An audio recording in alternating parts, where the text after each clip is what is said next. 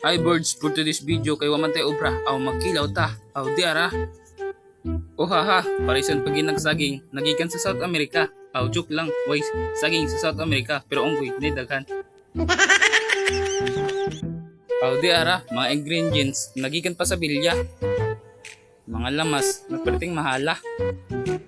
Di ang dapita, aw, iwa-iwaon na. Sa pay dugayon, grabe gutuman na. Pero samtang nagiwa-iwa ta, aw, ato sa ning shoutout atong mga barkada. Shoutout kay Joey Balagusa, ang gahi dati sa Martina. O shoutout kay Branzuela Narwin, watching from Tondo. Aw di ara, ang lamas na makapawa sa langsa. Onya, tima na. Aw kubkub na ta. Let's go! Mapapagod, pero hindi susuko.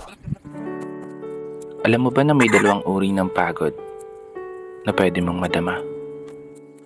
Una, yung pagod na itutulog mo lang at pagising mo, okay ka na. Pero may isang uri ng pagod na talagang kakaiba.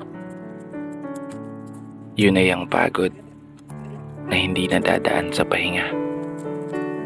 Isang pagod na magpapahiwatig kung gaano kabigat ang mga problema mong daladala. Pagod na magpapanginig ng mga luha sa mata. Pagod na magdidikta sa'yo para sabihin ayaw mo na.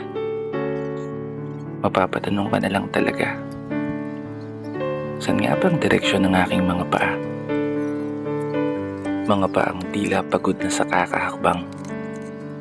Mga paang ngimay na sa kada tapak sa baitang ng hagdan. Isang hagdan na magdadala sa akin patungo sa isang palapag na pinapangarap ko. Mapapagod pero hindi susuko. Magpapahinga pero hindi hihinto. Para sa pamilya at para sa pangarap, palaging pipiliin na magpatuloy. Kasi alam mo, kung ang pagod ay kapalit ng magandang kinabukasan, wala kang dahilan para sukuan ng pagod. Wala kang dahilan para hindi ka bumangon.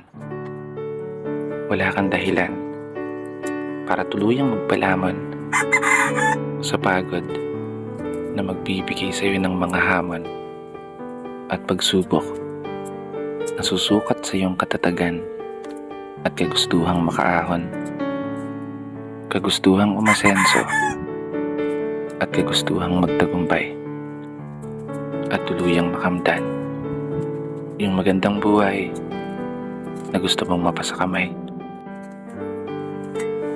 Kaya naman, tatagan mo ang mga paa mo at tibayan ng loob sa iyong paglalakbay at umasa kang kalakip ng bawat pagod ay may masaganang buhay na naghihintay.